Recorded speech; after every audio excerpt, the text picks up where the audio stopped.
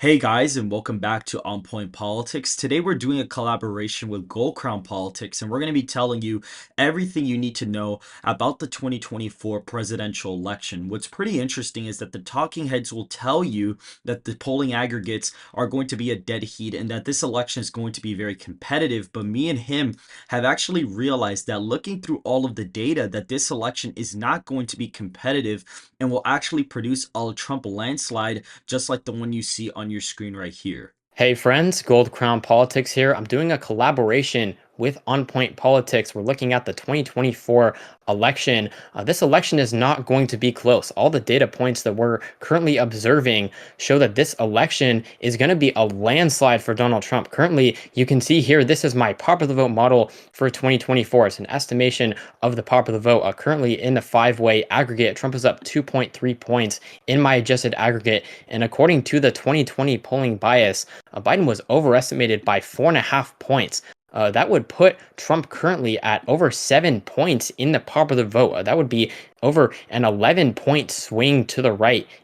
In the nation from 2020, and this is confirmed through national polling shifts. If you scroll down here and you can see New York Times Siena, they've done 4 national polls. You can see the average swing is 11.3 points to the right from 2020. That aligns almost perfectly. Look at this shift, guys. This shift is almost perfect. It's spot on with my popular vote model, an 11.3 point swing to the right. And so this race, it's not looking close at all. And we can observe multiple different vantage points. Trump is up in the popular vote by a huge margin, and the media is going to be completely wrong on this election. It's not going to be close. All the numbers point to that fact. Just to add on something from Gold Crown Politics, the New York Times session of college polls, what they actually did was they polled everybody for 2024, and then they went back and asked, okay, well, what did you vote for by in 2020? And so basically looking at the adjusted model there, we could essentially see that the shift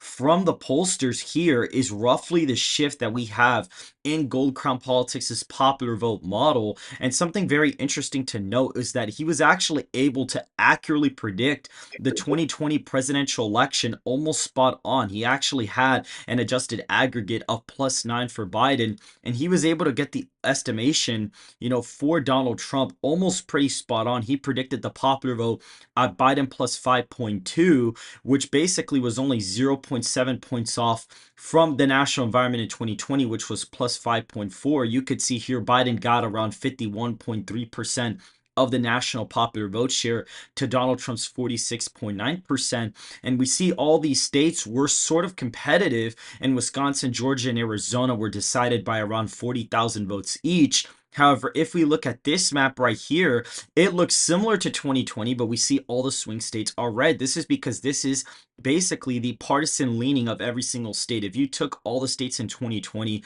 and tied the popular vote, you get the true partisan lean of every single state. This is a political concept that data scientists basically look at in order to predict US elections. We expect that most of these states' partisan true leanings will essentially move to the right compared to the rest of the nation in 2024. And so looking at that, if Donald Trump were to win the popular vote by 6.8 percentage points, he would definitely be winning most of these states by over, the likely margins that we have on the map, which we are going to look at right now.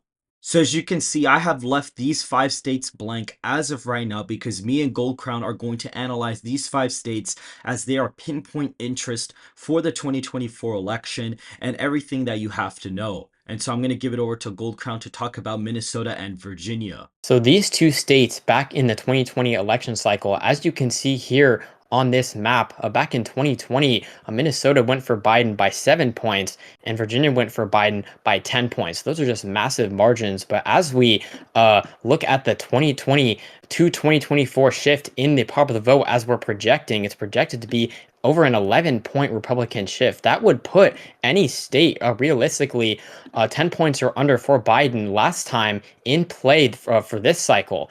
So as I said, the state of Minnesota was over a 7 point win for Biden in 2020. So theoretically, if the nation shifts 11 points to the right, it would go Republican for the first time in 50 years. I currently have it as a lean margin for Donald Trump. I have it going to flipping to Trump by about 2 points. And even polling aggregates confirm this. If we see here, according to the Hill, Minnesota, Biden technically leads by 1.5 points, but back in the 2020 election cycle, Republicans were underestimated by about 2 points in the polling aggregate. So, and Virginia, you do the same thing. Back in 2020, Biden won it by 10 points. The state has pretty average demographics, so we're expecting that swing for Virginia is going to swing about the national average, about 11 points. And currently on this election map, I have Virginia as a tilt margin for Trump. I have it flipping to Trump, and it's gonna vote Republican for the first time since Bush in 2004.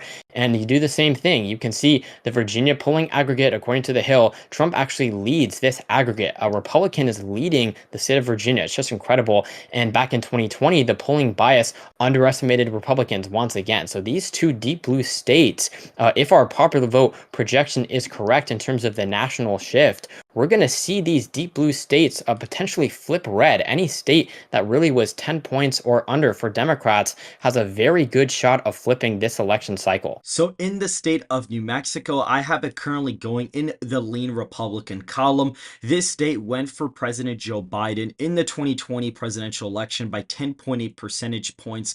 We have a lot of white liberals in the city of Albuquerque, but this state actually has the highest share of Hispanic population in the United States. And since we have Hispanics shifting to the right by a pretty decent amount in our demographic models, we can project that New Mexico is going to trend to the right of the national shift of 11.3 percentage points, putting the state of New Mexico at around 1 to 3 points for the former president. That is a stunning flip from the 2020 presidential election.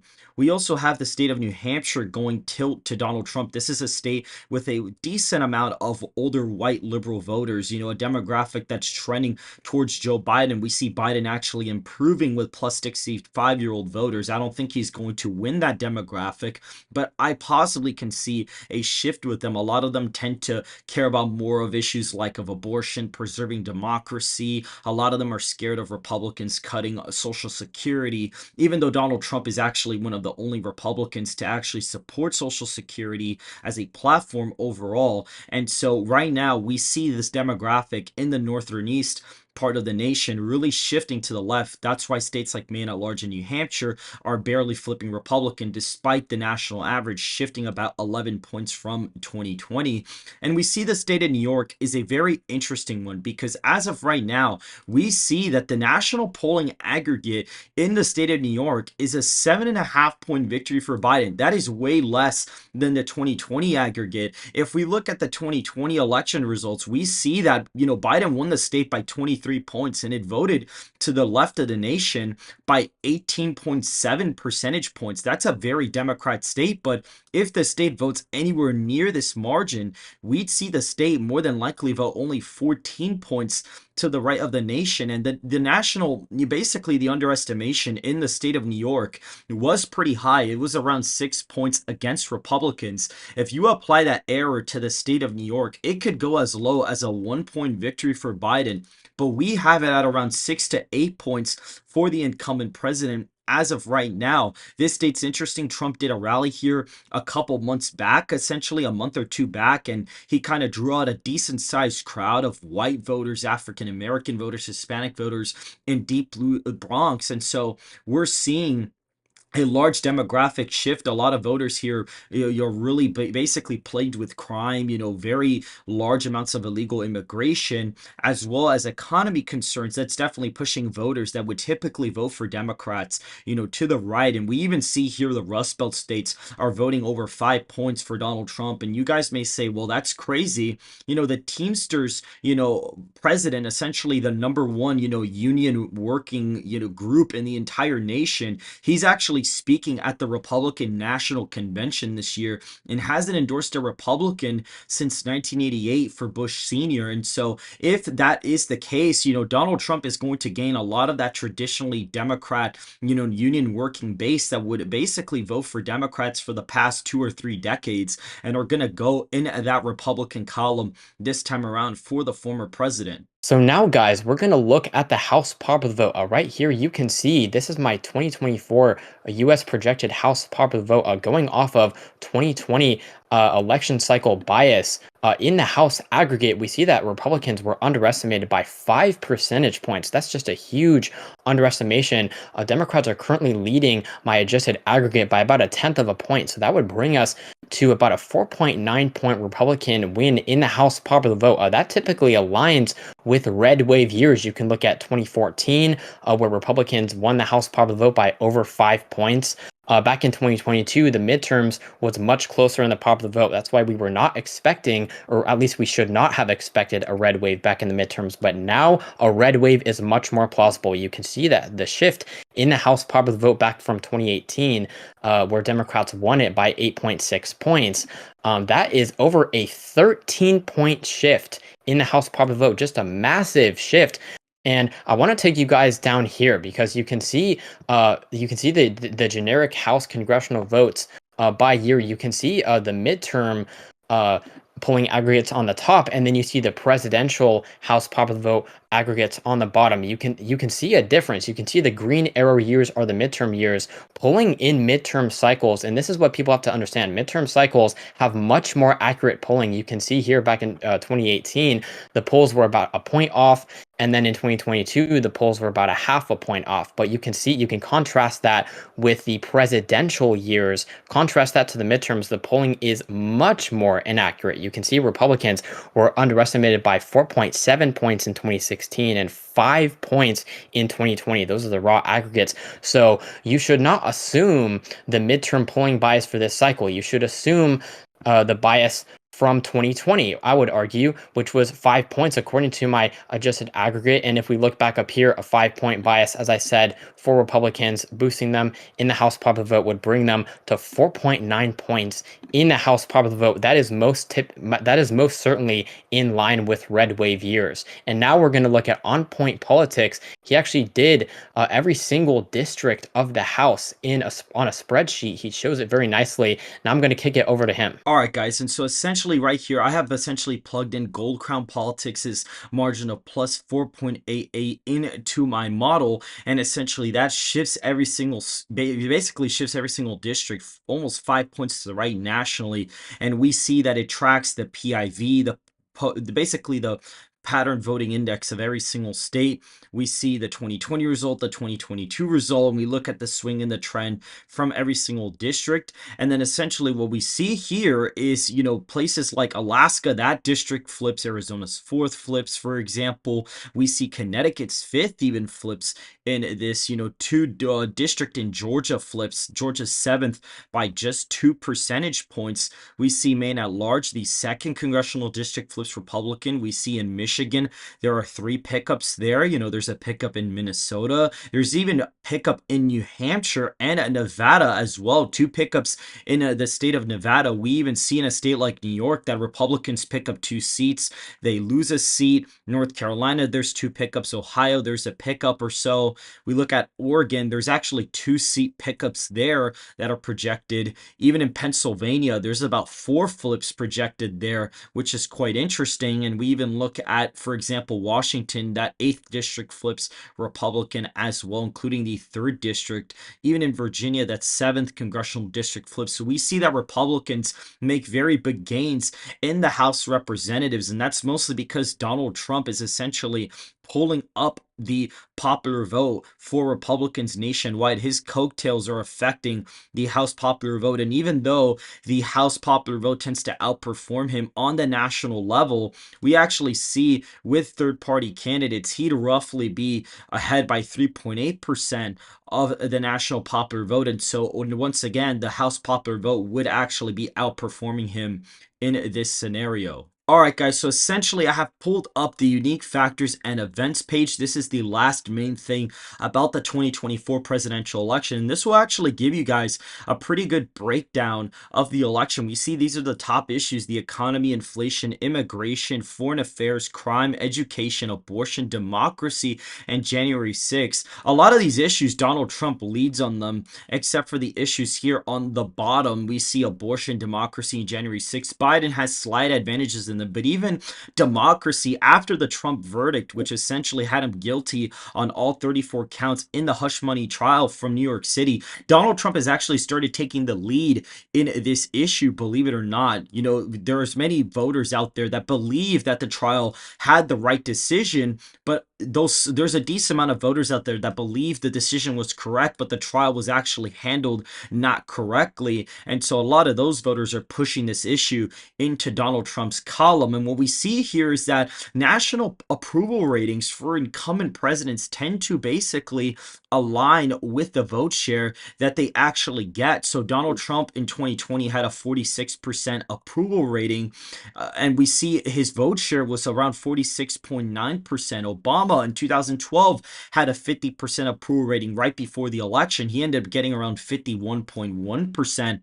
We see Bush in 2004 had a 49.5% approval rating. He ended up getting around 50.7. So we see the approval rating, correlates pretty well with the vote share that the candidate will get. And Biden is just sitting at a mere 40.5% in his approval rating, which is 12.1 percentage points less than his approval rating on election day. Meanwhile, Trump is only sitting at 3.5 points less than what his approval rating was back then, signaling that Donald Trump has a higher approval rating than Joe Biden, this is the first cycle where Donald Trump actually goes into an election with a higher approval rating than his opponent. Biden also has a lower approval rating than Hillary Clinton did on election day in 2016. We see the only exception to the rule was Clinton in 1996, where we see that Clinton in 1996 had a 54% approval rating, and we see his vote share actually ended up being around 49.2 percentage points.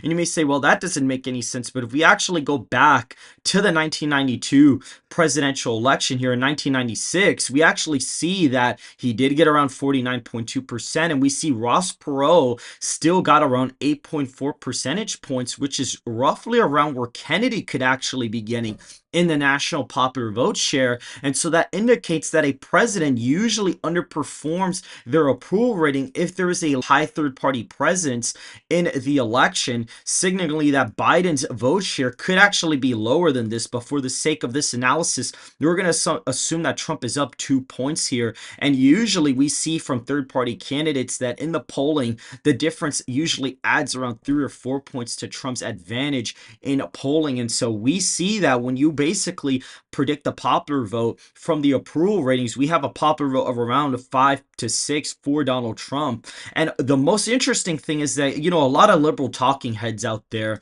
basically said, oh, the primary turnout is so bad for Donald Trump. This is a disaster for him. It's going to be terrible. Well, not really, because we look at 2024 primary turnout and we actually see that the former president got 16.9 million votes, despite having a way, higher ranked challenger in Nikki Haley than somebody like Bill Weld. He only got, about a million votes less than what he did in 2020. Meanwhile, Biden went from 19 million in 2020 just down to 14 million votes. And we see Donald Trump, it was ahead by around 8 points in primary turnout this year. Biden was ahead by 2.4. So if we applied an error, we see that the basically primary turnout was 2.1 percentage points off. And the reason why we're comparing primary turnouts is because we have the same two candidates on the national level this cycle. And so I thought it was fair to do a quick analysis on this. Well, you'll find that's pretty interesting. If you actually apply the Democrat,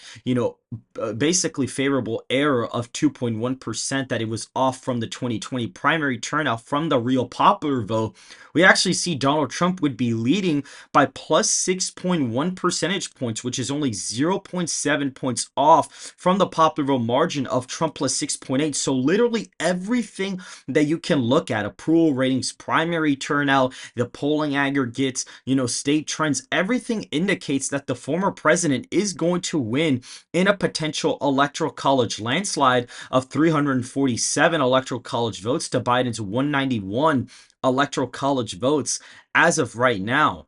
All right, guys, so that concludes this video. As On Point Politics basically illustrated, all the factors that we can see, you can look at it from multiple different vantage points. We looked at the popular vote, looking at the historical underestimation. You can look at approval ratings, even primary turnout. Every single factor is basically pointing to a Trump red wave in November, even down ballot, where Republicans are projected to win the House by a pretty large margin in the popular vote as well. At some point, we are going to be putting out our own online forecast, just like The Economist and 538 do. And I'm also doing a national survey poll with SoCal Research, who did a poll for Maricopa County with Red Eagle Politics. And essentially, we're going to be polling everybody as to who they're voting for in 2024. Make sure to hit the like button and subscribe to the channel for more content just like this. And make sure to go ahead and subscribe to Gold Crown Politics in the description down below. We are going to be having his channel linked so you guys could check out his analysis. And so I will see you guys in the next video. Make sure to tune into Thursday at around 8 p.m. for the live stream debate for the presidential debate. You won't want to miss that as well.